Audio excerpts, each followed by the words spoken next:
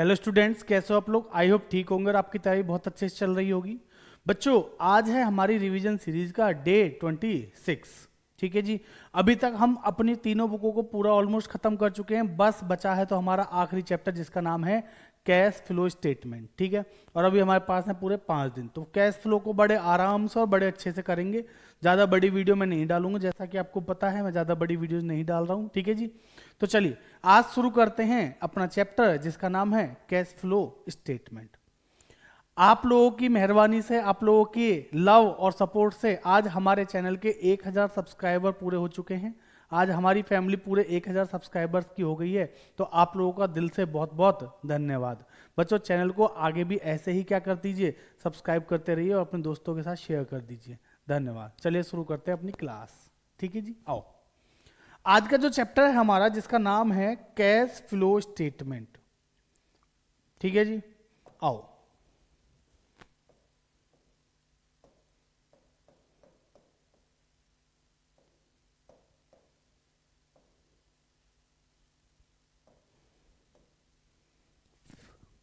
देखिए, अगर आप लोगों ने इस चैप्टर को पहले से पढ़ रखा है अच्छी बात है, नहीं पढ़ रखा तो घबराने वाली बात नहीं है। बहुत सिंपल सी बातें हैं और ज़्यादा मुश्किल चीज़ें है नहीं इस चैप्टर में। ठीक है ना। तो इसलिए ध्यान से समझते रहना, बस आपको अच्छे से समझ में आएंगी सारी चीज़ें। बच्चों, कैश फ्लो स्टेटमेंट का मतलब क्या है।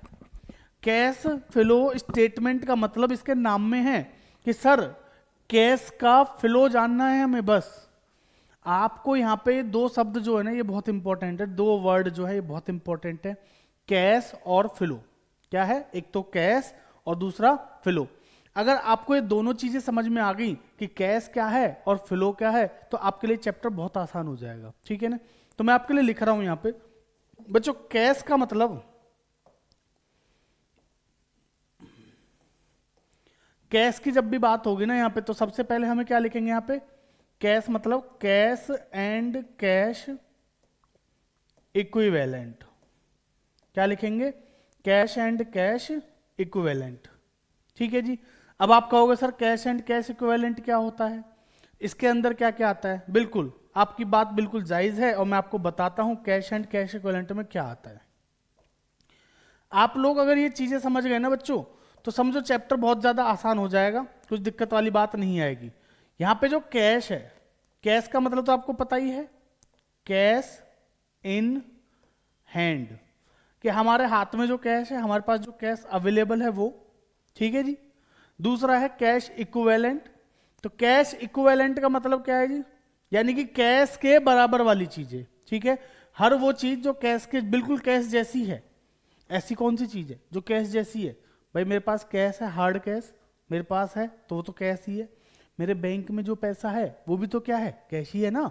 कभी जाके जब आपका मन करे तब निकाल लो पैसे जाके। ठीक है जी। तो वो क्या है, कैश इक्विवेलेंट में आ गया। बैंक जो है हमारा, मतलब बैंक में जो अमाउंट है हमारा, कैसेट बैंक बोलते हैं जिसको। ठीक है। तो लिख देता हूं लोग, कैश एट बैंक। या बच्चों कोई ऐसा पैसा, कोई ऐसी इन्वेस्टमेंट जिसको हम 3 महीने के अंदर अंदर क्या कर लें, कैश में कन्वर्ट कर सके। हमने कहीं पे थोड़े टाइम के लिए पैसा इन्वेस्ट कर रखा है, जब मन करेगा तब निकाल लेंगे। ठीक है ना। तो करंट इन्वेस्टमेंट भी क्या है हमारी, कैश इक्विवेलेंट के बराबर होती है। ये मैं आपको क्यों बता रहा हूं, क्योंकि इसमें बेटा सबसे बड़ा रोल ही इसका है। ठीक है ना। और एक हमारा मार्केटेबल सिक्योरिटीज। अच्छा, अगर इसमें या deposits with bank, short term deposits with bank. ठीक है जी। मार्केटेबल सिक्योरिटीज या short term deposit with bank. देखिए इसमें क्या है ना, हमें ये चीज जाननी बहुत जरूरी है। कभी कभी ना मार्केटेबल सिक्योरिटी के आगे अगर 3 महीने से ज्यादा का टाइम रख दिया जी, 3 महीने नहीं 3 महीने से ज्यादा के लिए, तो बेटा वो करंट इन्वेस्टमेंट नहीं रहेगी, यानी कि कैश इक्विवेलेंट का पार्ट नहीं होगा। तो कैश इक्विवेलेंट का पार्ट वही है जो कितने टाइम तक है, मैक्सिमम 3 महीने तक है। ठीक है जी। 3 महीने से ज्यादा के लिए है तो वो कैश इक्विवेलेंट का पार्ट नहीं बनेगा। ठीक है बच्चों, यहां तक समझ में आ गया। आपको कैश का मतलब समझ में आ गया, ये बहुत अच्छी बात है। कैश का मतलब समझ गए आप, कैश मतलब कैश एंड कैश इक्विवेलेंट। ठीक है। दूसरा जो वर्ड है हमारा जिसका नाम है फ्लो। बेटा फ्लो, फ्लो कैसा होना चाहिए।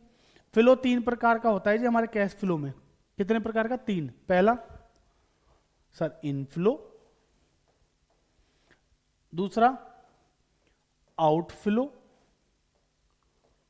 और बच्चों तीसरा नो फ्लो। एक होता है इनफ्लो, एक होता है आउटफ्लो, तीसरा होता है नो फ्लो। ठीक है जी। इनफ्लो का मतलब पैसे का आना, इनफ्लो मतलब पैसे का आना, आउटफ्लो मतलब पैसे का जाना। सिंपल सी बात है सर, इन मतलब आना, आउट मतलब जाना। नो फ्लो का मतलब क्या है? ना आना ना जाना। मतलब अरे भाई ना तो मेरे पास पैसा आ रहा है ना मेरे पास से पैसा जा रहा है, तो नो फ्लो हो गया। कितना सिंपल है। ठीक है, तो कैश फ्लो के लिए आपको ये दो बातें बहुत जरूरी हैं। पहली बात इनफ्लो आउटफ्लो नो फ्लो। ठीक है, दूसरी बात कैश एंड कैश इक्विवेलेंट। अगर आपके क्वेश्चन में, आपके किसी उसमें कैश का आना जाना नहीं है, तो इसका मतलब वो चीज कैश फ्लो के लिए बनी ही नहीं। जहां पे पैसे का इन्वॉल्वमेंट नहीं है, कैश एंड कैश इक्विवेलेंट का इन्वॉल्वमेंट नहीं है, वो चीज पैसे के लिए बनी नहीं। बात समझ में आ रही है जी? कोई दिक्कत यहां तक नहीं? चले फिर आगे बात करते हैं। तो बेटा हर वो चीज जो कैश और कैश इक्विवेलेंट में आ रही है, कैश एंड कैश इक्विवेलेंट में हो रही है, वो कैश फ्लो की है, वरना नहीं है। ठीक है सर, आती तो है डेप्रिसिएशन, अरे भाई करते हैं उसका कुछ, ठीक है, उसको वापस प्लस करेंगे, वो बाद की चीजें मैं समझाऊंगा, एक एक चीज बताऊंगा आपको। ठीक है, चैनल पर नए हो तो बस फटाफट से चैनल को सब्सक्राइब कर लो, क्योंकि अच्छी अच्छी चीजें आपको यहीं मिलेंगी सीखने को। ठीक है, आओ, तो ये समझ में आ गया, कैश फ्लो समझ में आ गया। ठीक है, अच्छा सर नो फ्लो क्या है? देखिए मेरी बात सुनना ध्यान से बेटा, इनमें ये जितनी भी आइटम यहां लिखी है ना, कैश एंड कैश इक्विवेलेंट वाली, इनमें अगर कुछ भी होगा, कैश को बैंक में जमा करो, बैंक से कैश को निकालो, करंट इन्वेस्टमेंट में इन्वेस्ट करो, मार्केटेबल सिक्योरिटीज को खरीदो या बेचो, कुछ भी कर लो, इनमें अगर आप कोई भी ट्रांजैक्शन कर रहे हो, खरीदना बेचना डिपॉजिट विदड्रॉ कुछ भी कर रहे हो, उसमें कोई फ्लो नहीं है। दिमाग में बिठा लो इस बात को। अगर कैश एंड कैश इक्विवेलेंट के अंदर किसी भी प्रकार की आप कोई भी ट्रांजैक्शन कर रहे हैं, तो उसमें कैश का कोई फ्लो नहीं है, क्योंकि भाई सिंपल सी बात है, एक जेब में पैसा आ रहा है और उस जेब से दूसरी जेब से पैसे जा रहा है। सिंपल, एक जेब से अपनी दूसरी जेब में पैसा रख रहा हूं, बस। समझ में आ रही है बात? क्लियर? भाई मैं पैसा बैंक में जमा करने गया, मेरी इस जेब से, जो पीछे जेब है ना मेरी, इसमें से पैसा निकल के कहां आ गया? आगे वाली जेब में, यानी मोबाइल में आ गया, बस इतना ही तो हुआ। क्या पैसा कहीं गया? नहीं। ठीक है ना? तो बेटा कैश एंड कैश इक्विवेलेंट के अंदर होने वाली किसी भी ट्रांजैक्शन में कोई भी फ्लो नहीं होता, इस बात को समझ लो। ठीक है जी, चलो बहुत बढ़िया, आगे बात करते हैं फिर। सर एक बात तो क्लियर हो गई, कैश क्या है समझ आ गया, फ्लो क्या है समझ आ गया, बहुत बढ़िया, चैप्टर 30% खत्म हो गया। क्या बात कर रहे हो, मजाक? अरे मजाक नहीं बेटा, सीरियसली समझो बात को बस। फिर से लिख रहा हूं, लो आज बात करते हैं अब आगे एक्टिविटी। बेटा हमारे पास यहां पर टोटल 3 प्रकार की एक्टिविटीज होती है जिनमें हमें बात करनी है। ठीक है जी, क्या होती हैं एक्टिविटीज? जिसमें पहली एक्टिविटी का नाम है ऑपरेटिंग एक्टिविटी। क्या नाम है बच्चों? ऑपरेटिंग। दूसरी इन्वेस्टिंग, तीसरी फाइनेंसिंग। ठीक है जी, ऑपरेटिंग, इन्वेस्टिंग और फाइनेंसिंग। ठीक है, चलो अब मैं आपके लिए ना छोटी छोटी 2 चीजें बना रहा हूं, ध्यान से समझना बस। पेन का कलर बदलने गया था, बदला नहीं है जी, ऐसे कैसे हो गया? सुनो, अब सुनो बेटा, एक ऐसे करके स्टेटमेंट बनाते हैं ना हम, जिसमें क्या आता है? ROCPC employees, FD other expenses. ठीक है, याद है? याद कराई थी ना, RO लगवाकर CPC में एम्प्लॉयज की FD कराई फॉर अदर एक्सपेंसेस, तो यही तो है। R और O इनकम है और ये सब क्या है? मेरे एक्सपेंस है ना? याद रखना, मैं आपको तरीका बता रहा हूं, बहुत बढ़िया तरीका बता रहा हूं, आप भूलोगे नहीं, सुन लो बस। ठीक, उसके बाद हमारी क्या बनती है जी? लो बैलेंस शीट बनती है। बैलेंस शीट में शेयर होल्डर्स फंड आता है, यहाँ नॉन करंट लायबिलिटी आती है, करंट लायबिलिटी आती है, फिर नॉन करंट एसेट आती हैं और करंट एसेट आती हैं, है ना? अब सर हम कैसे याद रखें कि कौन सी एक्टिविटी का क्या है? हमें कैसे पता चलेगा ये क्या कर रहे हो आप? अब बस मैच द फॉलोइंग किए बचपन में, आओ मैच द फॉलोइंग करा रहा हूं बच्चों। अगर कोई चीज ऑपरेटिंग की बात कर रहा हूं मैं। पहले इनकम स्टेटमेंट से रिलेटेड जितनी भी चीजें हैं, रिलेटेड इनकम स्टेटमेंट से रिलेटेड जितनी भी चीजें हैं वो किसकी हैं? वो है ऑपरेटिंग की।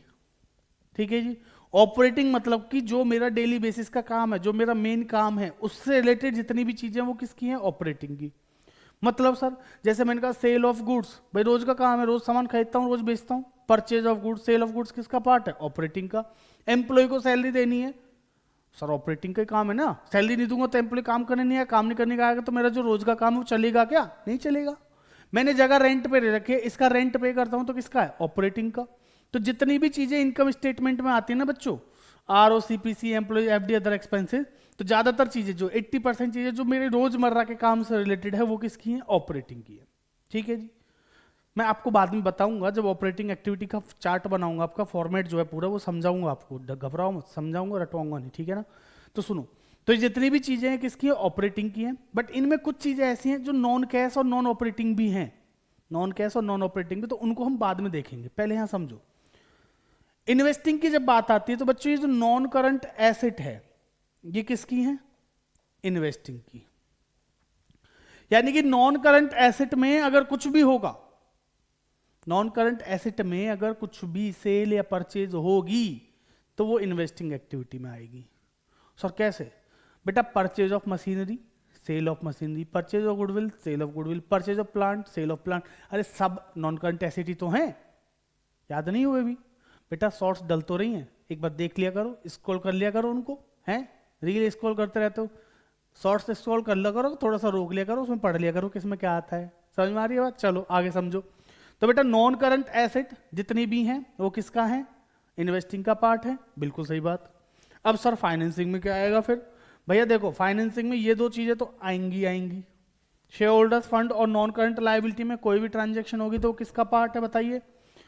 शेयर होल्डर्स फंड और नॉन करंट लायबिलिटी में होने वाली कोई भी आइटम किसका पार्ट मानी जाएगी? फाइनेंसिंग एक्टिविटी का। बोलो जी, समझ में आया? हाँ। अब सुनो सर, अभी भी ये देखो करंट लायबिलिटी करंट एसेट बची। देखिए करंट एसेट, करंट एसेट में से ध्यान से समझना, दो चीजें निकाल दो, एक तो कैश एंड कैश इक्विवेलेंट और दूसरा करंट इन्वेस्टमेंट। ये किसका पार्ट है? अभी थोड़ी देर पहले बताया था ना पीछे आप लोगों को। ये तो किसका पार्ट है जी? कैश एंड कैश इक्विवेलेंट, ये दोनों सेम ही चीज है। तो ये तो किसी के नहीं है, इनका खुद का अपना है, इनकी खुद की वजूद है, बताए इनका खुद का अपना वजूद है। बेटा इनको हटा दो। इनके अलावा ध्यान से सुनते रहे ना, कभी कौन सर बताया नहीं, इनके अलावा जितनी भी चीजें हैं उनको ऑपरेटिंग में लेंगे। ठीक है ना। करंट एसेट इनके अलावा ऑपरेटिंग का मानेंगे। सर जैसे बेटा डेटर्स सुने, डेटर्स ट्रेड रिसेबल कहते हैं जिनको आज की डेट में, उनसे पैसा आया, ऑपरेटिंग का काम है। प्रीपेड एक्सपेंसेस ऑपरेटिंग में आएगा। ठीक है ना। अब सर ये क्यों आएगा? ये तो एसेट में बताऊंगा, बताऊंगा कब? जब ऑपरेटिंग का फॉर्मेट समझाऊंगा, क्यों आते हैं ये समझाऊंगा। ठीक है। क्योंकि बेटा अब चलो छोड़ो, अब आप सोचोगे सर पढ़ के आएंगे, अरे नहीं भाई सुनो, देखो ट्रेड रिसेबल यानी कि डेटर, डेटर कब बनते हैं? जब हम उधार में सेल करते हैं। तो बेटा कहीं ना कहीं इसकी वजह से तो ये चीजें अराइज हुई हैं। प्रीपेड एक्सपेंस की बात करो, सैलरी एडवांस में दे दी तो सैलरी क्या है? ऑपरेटिंग। तो वो भी किसकी वजह से आ रही है? ऑपरेटिंग की वजह से। तो ये जो करंट एसेट और करंट लायबिलिटी है ये अराइज ही किसकी वजह से होती है? इसकी वजह से होती है। ठीक है। तो इसलिए इसका पार्ट मानी जाएंगी। क्लियर है जी? ठीक है। अब बची करंट लायबिलिटी। बेटा करंट लायबिलिटी में से ना शॉर्ट टर्म बोरोइंग को उठा लो और इसको कहां शिफ्ट कर दो? इनके साथ, यानी कि financing activity. Short term boring में बैंक ओवरड्राफ्ट वगैरह आते हैं, थोड़े टाइम का जो मैंने लोन ले रखा है वो आता है, तो वो फाइनेंसिंग का ही पार्ट माना जाएगा। ठीक है जी। इसके अलावा जितनी भी चीजें हैं वो किसकी हैं? ऑपरेटिंग की। ठीक है जी, समझ में आ गई बात? तो सर ऑपरेटिंग में इसका मतलब सबसे ज्यादा चीजें आती है। हाँ, इसीलिए आपने देखा होगा ऑपरेटिंग का फॉर्मेट सबसे बड़ा भी होता है। ठीक है ना। तो चलिए बेटा, स्टेटमेंट ऑपरेटिंग की, शेयर होल्डर्स फंड और नॉन करंट लायबिलिटी फाइनेंसिंग की, current liability except short term borrowing किसकी? फाइनेंसिंग की, ओ सॉरी ऑपरेटिंग की, एक्सेप्ट शॉर्ट टर्म बोरिंग किसकी? ऑपरेटिंग की, नॉन करंट एसेट किसकी? इन्वेस्टिंग की, current asset except cash and cash equivalent और करंट इन्वेस्टमेंट किसकी? ऑपरेटिंग की। ठीक है जी, इतनी बात क्लियर है? बहुत बढ़िया। प्लस, ध्यान से सुन लेना, लिख रहा हूं, लो पेन बदल दूं, प्लस एंसिलियरी आइटम।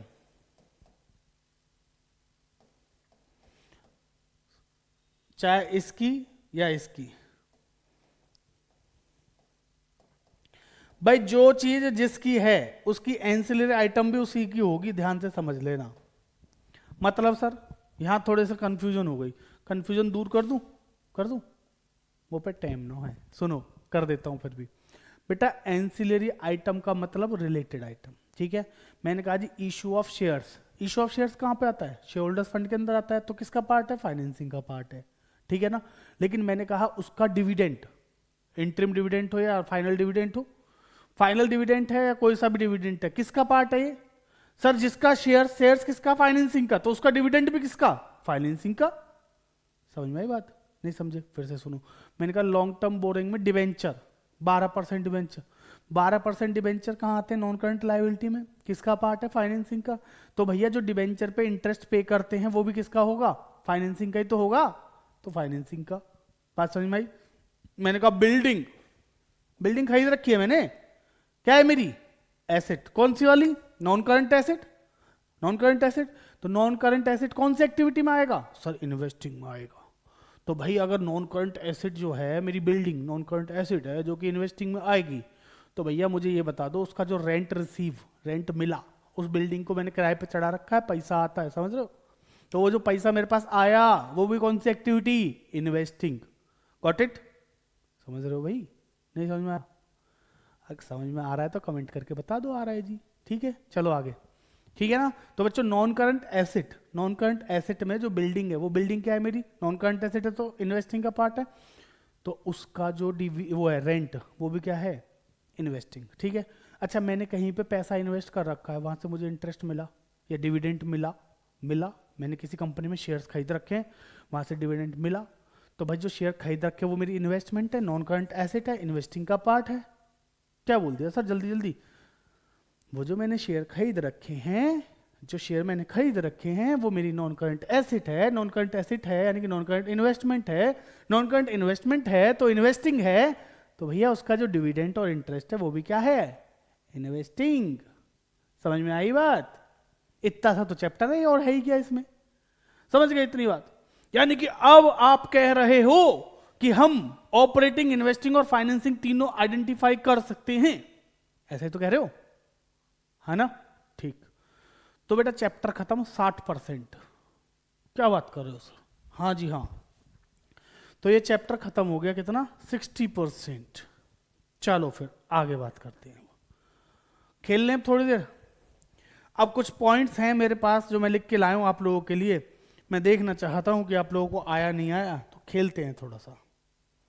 आओ,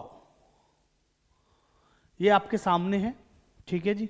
अब जरा हम इनको डिस्कस करना शुरू करते हैं, ठीक है जी। आओ बेटा, आपको क्लासिफाई करना है ऑपरेटिंग, इन्वेस्टिंग और फाइनेंसिंग, तीनों चीजों को, ठीक है। और आपको बताना है इनफ्लो है या आउटफ्लो है, नो फ्लो है, और एक्टिविटी कौन सी ये भी बताना है, ठीक है। तो एक एक करके बात करेंगे। मैं कुछ पॉइंट्स 10-12 पॉइंट मैं आपसे डिस्कस कर रहा हूँ इस पेज पे, फिर और आगे भी हैं, अभी मैं आपसे कुछ पॉइंट डिस्कस करूंगा, बाकी कुछ पॉइंट आप खुद कर लेना। अब सर हम कहाँ से करें?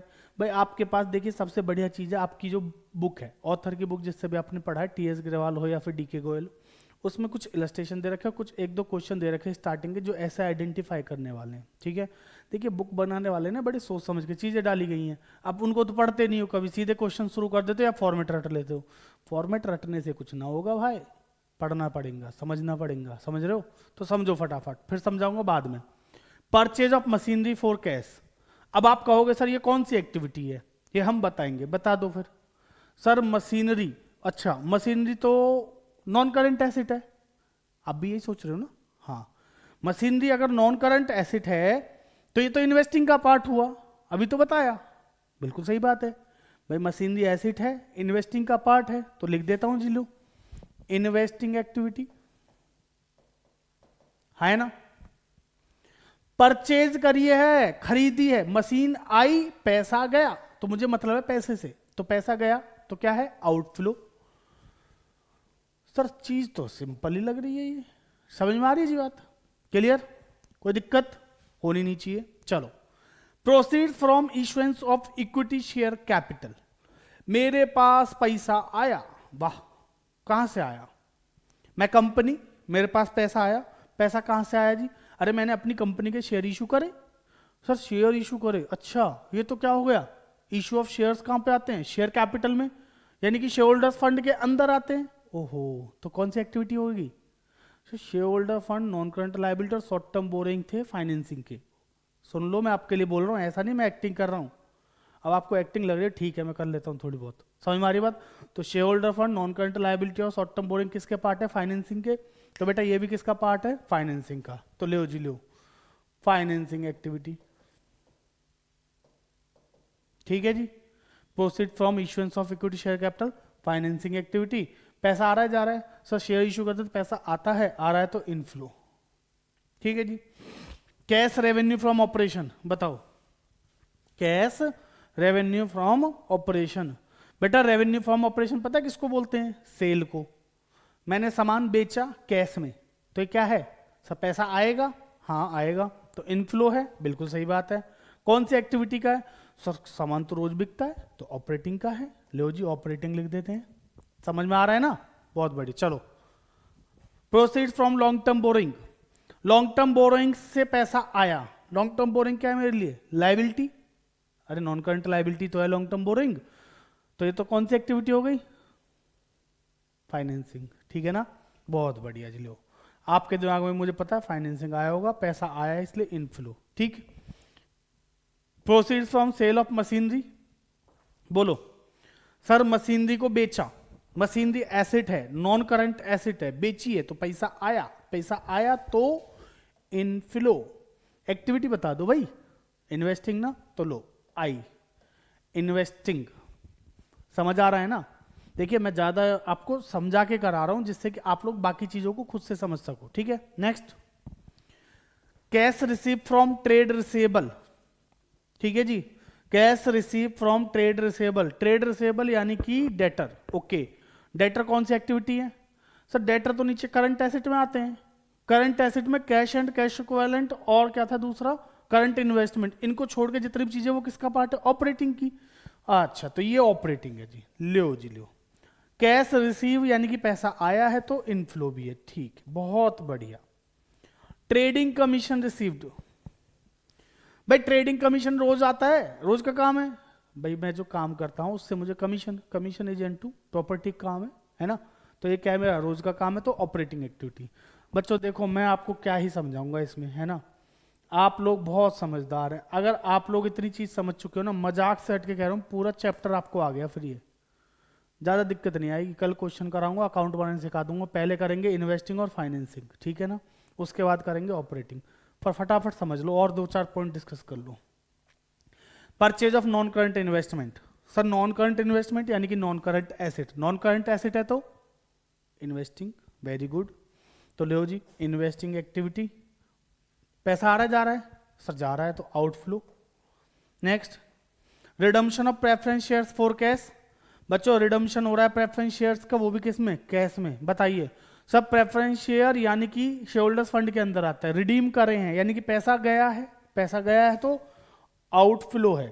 फाइनेंसिंग एक्टिविटी हो गई ना जी, शेयर होल्डर फंड की चीज है, बहुत बढ़िया।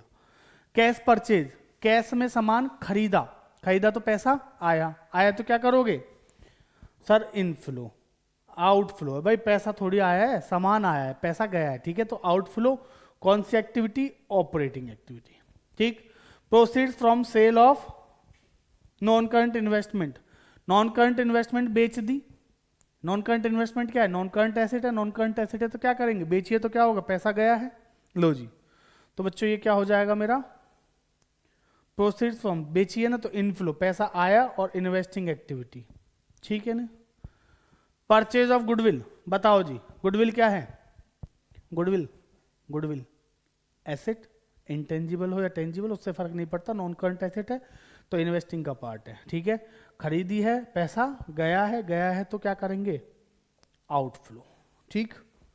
Cash paid to supplier, supplier यानी कि क्रेडिटर को हमने कैश पे करा, बताओ पैसा गया, कौन सी एक्टिविटी है? आप लोग बताएंगे कमेंट करके, ठीक है। बच्चों मेरे जो 10-12 पॉइंट थे सारे खत्म हो गए, 13 पॉइंट, इनमें आपको कोई दिक्कत नहीं आई होगी जहां तक मुझे उम्मीद है, ठीक है। आपको मैं सही बता रहा हूँ, अगर आप लोगों को इतनी चीज़ें समझ में आ गई तो इस चैप्टर में ज़्यादा कुछ बचा नहीं है, ठीक है नहीं। तो हमारा कैश फ्लो ऑलमोस्ट खत्म हो जाएगा 2-3 क्लास में, ठीक है। पर मैं इसके क्वेश्चंस कराऊंगा, 8 नंबर का चैप्टर है इसलिए आराम से कराऊंगा। 8 नंबर में यही पूछेगा आपसे, एमसीक्यू में ऐसे ही दे देगा और बताओ जी कौन सी एक्टिविटी है। एक क्वेश्चन तो पक्का आता है, ज़्यादातर आंसर उसका ऑपरेटिंग होता है वैसे, है ना। पर ऐसा मत करना भाई कभी ऑपरेटिंग लगा दो, आंख बंद कर पढ़ लेना क्वेश्चन को। मैं आपको सर बताऊं तो इसमें इसके अलावा कुछ नहीं है, ठीक है। इसके बाद हम करेंगे, पहले देखिए इस बार ना चांसेस जो ज़्यादा हैं वो इन्वेस्टिंग और फाइनेंसिंग के क्वेश्चंस आने के हैं, तो हम पहले इन्वेस्टिंग और फाइनेंसिंग वाले क्वेश्चन करेंगे, उसके बाद ऑपरेटिंग करेंगे, उसके बाद तीनों के करेंगे, ठीक है। तो मैं कुछ क्वेश्चंस कराऊंगा कल आपको इन्वेस्टिंग और फाइनेंसिंग के, ठीक है जी। अच्छा, इन्वेस्टिंग एक्टिविटी बनाना कोई बड़ी बात नहीं है, बहुत सिंपल है। टी फॉर्म में अपना फॉर्मेट बनाएंगे।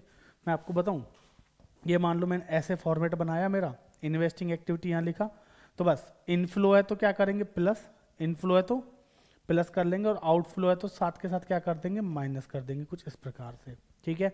लास्ट में जो भी आएगा वो कैश यूज्ड और वो, तो मैं इसके ज़्यादातर क्या है ना क्वेश्चंस कराऊंगा डायरेक्ट आप लोगों को, पहले फॉर्मेट समझा दूंगा। फॉर्मेट इसमें याद करने वाला नहीं है, अगर आपको ये सारी चीज़ें पता है कि कौन सी चीज़ कौन सी एक्टिविटी की है तो फिर फॉर्मेट याद करने वाली बात ही नहीं है। तो इन्वेस्टिंग फाइनेंसिंग पहले करेंगे, उसके बाद ऑपरेटिंग का फॉर्मेट पूरा समझाऊंगा, रटवाऊंगा नहीं, बिल्कुल भी वादा है मेरा, ठीक है। तो उसके बाद ऑपरेटिंग, और फिर तीनों के 2-4 क्वेश्चन करेंगे, क्योंकि तीनों का क्वेश्चन आना मुश्किल है थोड़ा, पर करेंगे फिर भी, है ना। चांसेस हैं कि इन्वेस्टिंग का, ऑपरेटिंग का, या इन्वेस्टिंग का और फाइनेंसिंग का क्वेश्चन बन जाए, या ऑपरेटिंग और फाइनेंसिंग का किसी का भी बन जाए। कोई 2 एक्टिविटीज आपसे पूछी जाएंगी 3-3 नंबर में, ठीक है ना। तो इसलिए मैं उस हिसाब के क्वेश्चन, मैं हर तरीके के क्वेश्चन कराऊंगा, बेचिंता रहो, ठीक है। बस आपको क्या करना है, यहाँ तक जितना पढ़ा है वो पढ़ लिया आपने, अच्छे से समझ में आ गया होगा। तो आप अपनी बुक उठा लेना, बुक के जो 15, 20, 50 जो भी पॉइंट दे रखे हैं उनको एक बार सोच के दिमाग में, चाहे आप विजुअलाइज कर लो उनको कि अच्छा investing financing, operating, investing financing, जो भी इनफ्लो आउटफ्लो नो फ्लो, ऐसे करके उनको कर लो, ठीक है। जिससे कि मैं कल की क्लास में जब आपको इन्वेस्टिंग और फाइनेंसिंग वाली चीज़ें कराऊँ तो आपको समझ में आ जाए, ठीक है जी। तो चलिए बच्चों, आज के लिए इतना ही रखते हैं, ज़्यादा नहीं करा रहा हूँ, है ना। आज के लिए इतना ही रखते हैं, बाकी करेंगे अगली क्लास में। तब तक के लिए धन्यवाद बच्चों। वीडियो को लाइक शेयर सब्सक्राइब करना ना भूलें, है ना। देखिए हमारे आप लोगों की मेहरबानी से, आप लोगों की सपोर्ट से 1000 सब्सक्राइबर हो गए हैं, तो फटाफट से ना इसको जल्दी से जल्दी, क्योंकि 1000 तक थोड़ा सा टाइम लगता है ना, अब फटाफट से 1500 तक पहुंचा दो। देखो 2000 10,000 नहीं कह रहा हूँ, 1500 कह रहा हूँ बस, है ना। अगर आप लोग जनवरी के एंड तक इसको 1500 तक पहुंचा दोगे ना, तो फरवरी में 1 फरवरी से लेकर 10 फरवरी तक जीरो टू हीरो वाली सीरीज लेके आऊंगा, जिसमें सिर्फ उन बच्चों के लिए जिनको सिर्फ पास होना है ना, उनके लिए सिर्फ क्वेश्चंस कराए जाएंगे, ठीक है ना। 10 दिन में ये समझ लो उनको पास होने लायक चीज़ें, अच्छी अच्छी चीज़ें करवा दूंगा, वो भी लाइव क्लासेज में। और बताओ, ठीक है। बस आपको क्या करना है, 1500 सब्सक्राइब कर दो फटाफट। चलो मिलते हैं अगली क्लास, धन्यवाद।